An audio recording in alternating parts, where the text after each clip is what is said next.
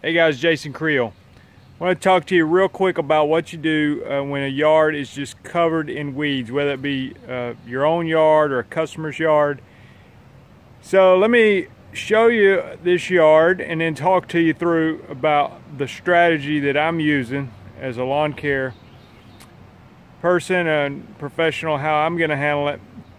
And if you're a homeowner, then maybe this is something you can do on your own yard. So if your yard is full of weeds, what do you do? So let's take a look. All right, so you can see here there are plenty of weeds to go around here. We've got a lot of clover here. We've got look over here, we've got lots of bahia grass. You know, just any kind of weed you can imagine. You know, humongous, looks like a overgrown burnweed that's just gotten huge. Got some wild violet here, as I mentioned. Sorry for the shadow. Plenty of clover. Let's walk over here.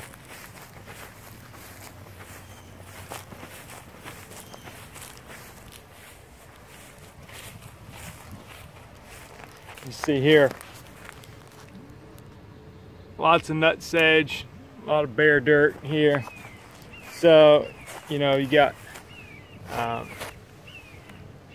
some spurge, got crabgrass, you know, all kind of stuff. I'll show you a little bit more. Lots of crabgrass here.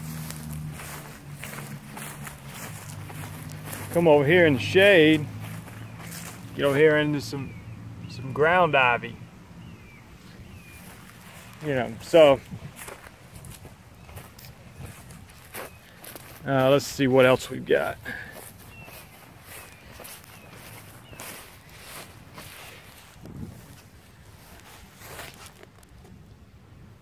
Big dandelion still hanging around. So when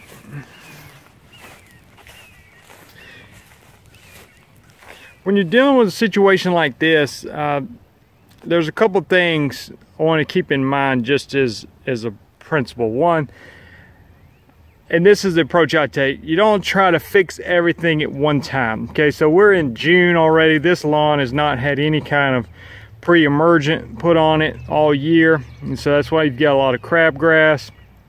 You see there is a lot of Bermuda grass here, so they've got grass but just covered in weeds. So when you don't have a pre-emergent down, I mean, that's gonna really challenge you. So we're looking at, and it's, you know, middle of the summer, so I'm not sure that you know, it'd make a lot of sense to put one down now. So what I'm gonna do on a yard like this, I sort of take it a layer at a time. Okay, so middle of summer, so I fertilize the lawn and see if we can get this Bermuda going. Now obviously the grass hadn't been cut very often. It would help if they cut it more often. That would help, you know, with some of the weeds. Oh, look at this weed here. That's a big one. So anyway, you know, if they cut the grass a little more often, that would obviously help, but you know, I can't necessarily control that. The Bermuda is probably a foot tall in some places, so you know, it hadn't been cut very often. But you know, so what I'm going to do is recommend on a yard like this, from me, the approach I take is you go about it with a blanket spray weed control with something relatively inexpensive. You know, this is a larger yard that can knock out a lot of the weeds. And like I said, you're taking it layer by layer. So let's do that first, okay? And so what I did, I mixed up a combination of MSM turf and a product called Change Up, and blanketed the whole yard. And by doing that, a lot of this stuff is going to start to wilt within just a few days, you know, especially with warmer temperatures here in the middle of the summer, or early, you know, in June, so I guess early summer. But the warmer weather, you're going to see a lot of stuff start to wilt with just a few days. So, and then, so what you can do then is you can come back, you know, like I said, whether it be your own yard, give it a week or two, cut the grass a little bit, or if it's a customer's yard, you know, and that MSM turf is going to slowly, it'll even start to have an effect on that Bahia grass. It'll start to work on the wild violet, a lot of this broadleaf stuff it'll get. And what you'll be left with is a lot of the sedges. You know, you've got nut sedge here, you got kalinga, you know, which has this little spiky ball on top of it, you know, so some of that's not going to die from the MSM turf and from the methylsulfuron and the change up. But at that point, you know, you can see a lot of progress, and then you can come back and it's not so overwhelming. You know, you've got rid of a lot of it. The fertilizer is going to help the grass start filling in because there's still some bare spots. And then if you want to come back, and like I said, if it's just your home lawn, you can do all this at one time. But I mean, you've got huge clumps of crabgrass. You know, you can come back with some other products, and I'm going to talk about this later, but come back and work on those kind of grassy weeds. And the product I'm going to be using, demonstrating, is called Solitaire, is probably your best option post-emergent crabgrass control, at least that I'm aware of. So anyway, so that's what I'm going to do on this yard. You know, give it a little time, take it step by step.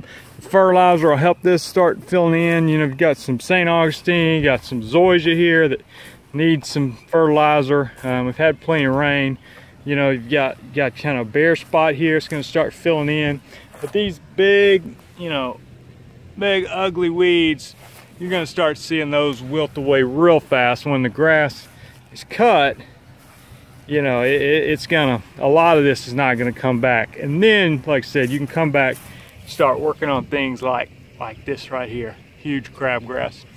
So do it all at once, but sometimes it's easier and less intimidating if you just take it layer by layer. So, and also wanted to let this yard be a reminder, you know, if your yard looks like this, or if you've got a lot of crabgrass or just, you know, a lot of broadleaf weeds, it should be a reminder to us that you know, why the pre-emergent is so important. Because I'd like to think that with the pre-emergent, you know, the overwhelming majority of this would not be here. Now, proper mowing helps too, just mowing the grass regularly. A lot of these weeds just don't like lawnmowers, and so frequent mowing will help them to go away. But with a pre-emergent, you know, it's gonna keep a lot of these from coming back next year. Again, on pre-emergent, you want to put it down before the weeds germinate. So if you're talking about cool season weeds, you know, you want to put them out, put your pre-emergent out in the fall before those cool season weeds germinate. You're talking about warm season weeds, then you need to put it down in the spring or, you know, late winter before those weeds germinate. For example, like the crabgrass, like it is different in different areas, different from year to year, depending on how warm the weather gets quickly or how cool the weather gets quickly in the fall.